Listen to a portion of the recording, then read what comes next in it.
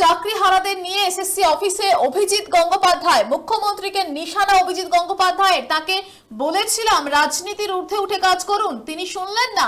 আপনারা চাকরি চুরি করলেন কেন? পশ্চিমবঙ্গের শিক্ষা ব্যবস্থা ধ্বংস করেছেন আপনারাই। মমতা বন্দ্যোপাধ্যায়কে সাংবাদিকদের মুখোমুখি হয়ে বেলাগাম আক্রমণ অভিজিৎ গঙ্গোপাধ্যায়ের। কি বলেছেন তিনি শোনাবো। বাচ্চার বেবি ফুড সরিয়ে নেওয়া হয়েছে এই রাজ্য সরকারের জন্য, মমতা ব্যানার্জির জন্য। তাকে বলেছিলাম আপনি রাজনীতির ঊর্ধ্বে উঠে একটু কাজ করুন, তিনি করতে পারেননি। মমতা ব্যানার্জি কি ভেবেছেন কি? উনি কালকে বলছেন যে কেন মামলা করলেন, একজন আইনজীবী মামলা করেছেন, তার মক্কেলদের হয়ে তিনি বলছেন আপনি কেন মামলা করলেন, আপনি কেন চুরি করলেন, আপনারা চাকরি চুরি করলেন কেন? পশ্চিমবঙ্গের শিক্ষা ব্যবস্থা তো ধ্বংস করেছেন আপনারা। আপনি আজকে বিজেপিকে দোষ দিচ্ছেন, আপনি আজকে সুপ্রিম কোর্টের দিকে আঙুল তুলছেন।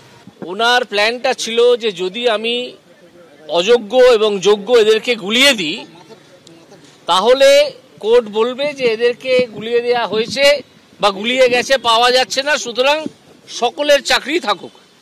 এই ধরনের অ্যাডভাইস তার অ্যাডভাইসাররা দিয়েছিলেন, তাকে নিশ্চয়ই দিয়েছিলেন। তারপর যখন দেখলেন যে আদালত উল্টো সুরে গাইল যে তাহলে ঢাকি শুদ্ধ বিসর্জন, তখন উনি সুপ্রিম কোর্টে গিয়ে একটা স্টে অর্ডার নিলেন। নিয়ে তিনি নিজেকে বলেন আমি আইনজীবী, তিনি ঘোড়ার ডিমের আইনজীবী। তিনি জানেন না যে স্টে অর্ডার একটা ইন্টারিম অর্ডার, অন্তর্বর্তী আদেশ, যার প্রকৃত ফাইনাল বিচার, ফাইনাল ট্রায়ালটা, ফাইনাল হিয়ারিংটা হয় পরবর্তীকালে।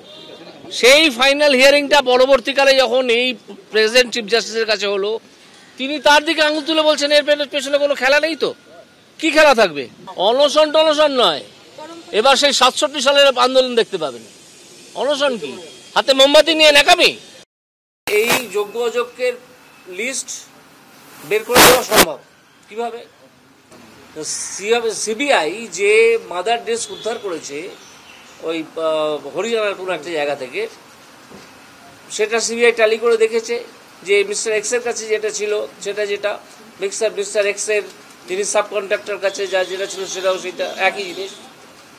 সেই লিস্টটাকে সঠিক লিস্ট ধরে নিয়ে স্কুল সার্ভিস কমিশন ধরে নিই যে সেটাই সঠিক লিস্ট, সেটাই ওয়েমার, কারণ ধরতেই হবে, এছাড়া আপনারা তো ধ্বংস করে ফেলেছেন। সিবিআই তো সেই মাদার লিস্টটা উদ্ধার করেছে। এইবার সেইটাকে আপনারা ওয়েবসাইটে পাবলিশ করুন। যদি 25 লক্ষ পরীক্ষার্থী হয়, 25 লক্ষেরই পাবলিশ করুন। তারপর আপনারা লোকজন নিয়ে বসুন, তারপর যদি আপনারা কমিটি করতে রাজি থাকেন আপনারা নিয়ে বসুন কমিটি মেম্বারদের, সেখান থেকে ছানবিন করে যোগ্য এবং অযোগ্য আলাদা করা হোক, করে এইবার একটা